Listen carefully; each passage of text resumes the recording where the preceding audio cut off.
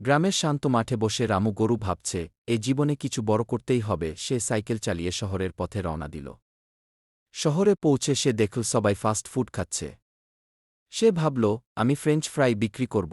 সে নিজেই একটা ফ্রেঞ্চ ফ্রাইয়ের দোকান খুলে ফেলল। রামুর দোকান জমে উঠল, লাইন দিয়ে বানর আর লোকেরা আসছে।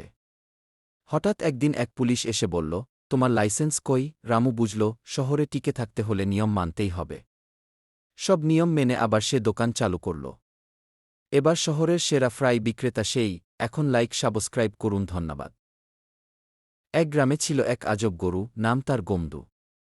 অন্য সব গরুর মতো সে খালি ঘাস খেত না, ওর ছিল এক ভয়ঙ্কর আসক্তি, তাল গাছের রস ফার্মেন্ট করে বানানো মদ। গ্রামের লোকেরা বলে, ওই গমদু দিন গেলে তালগাছ খোঁজে, রাত হলে ছোকে ভার্ক। একদিন গমদু মদের নেশায় হেলে দুলে ঘরে ঢুকে পড়ে চাষার। ছানারা ভয়ে কাঁপে, আর চাষা বলে, রে বাপ, এবার তো গরু নেশাখোর হইল। গমদু একদিন ঠিক করে, সে আর শুধু খাবে না, নিজেই মদ বানাবে। বানায়ও। নিজের বানানো মদের নাম দেয় কি গোমরা দারু, কি স্লোগান, দুধে না হলেও দারুতে গমদুর গ্যারান্টি। শেষে গ্রামে মদের দোকান খোলে গমদু। পুলিশ আসে ধরতে, কিন্তু গমদু এত বিখ্যাত হয়ে যায় যে তাকে বানানো হয় কি মদমন্ত্রীজ্ঞ।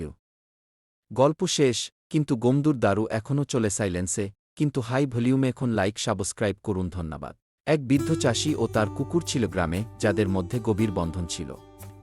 একদিন কুকুরটা চাষির গরুর ক্ষেতের পাশে কিছু খোঁজাখুঁজি করছিল। হঠাৎ চাষি দেখে কুকুরটা তার ফসলের ক্ষতি করছে, ভেবে রেগে যায়। কুকুরটা ভীত হয়ে পালিয়ে যায় গ্রামের বাইরে। রাতের বেলা চাষি শুনতে পায় বনের দিকে থেকে একটা ভয়ঙ্কর ডাক। পরদিন সকালে সে খুঁজতে বের হয়ে দেখে কুকুরটা একটা শিশুকে বন থেকে রক্ষা করেছে। চাষির চোখে জল জড়িয়ে ধরে। সে কুকুরটাকে বুকে। তারা আবার একসাথে বাড়ি ফিরে যায়, সম্পর্ক আগের থেকেও দৃঢ় হয়। এরকম ভিডিও পেতে এই চ্যানেলটিকে সাবস্ক্রাইব করুন, ভিডিওতে লাইক দিন, ধন্যবাদ। এক গরিব বৃদ্ধা, তার একমাত্র সম্পদ সাদা গরু। গৌরী কিকে নিয়ে গ্রামে থাকে। বৃদ্ধার ঘরে খাবার নেই, বাজারে বিক্রি করার মতো কিছু নেই, তবুও গৌরীকে খাইয়ে দেন তিনি।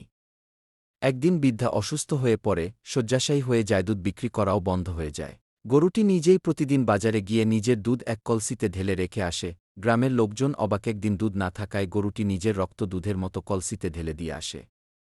গ্রামবাসীরা বিষয়টা বুঝতে পেরে কাঁদতে থাকে এবং দ্রুত বৃদ্ধার চিকিৎসার ব্যবস্থা করে। বৃদ্ধা সুস্থ হয়ে ওঠেন, কিন্তু গৌরী নিথর হয়ে পড়ে উঠোনে।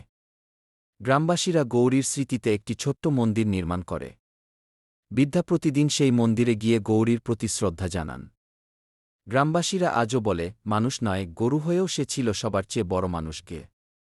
একটি সাদা মুরগি রেললাইনের পাশে একটি গাছের পাতায় বসে কান্না করছে।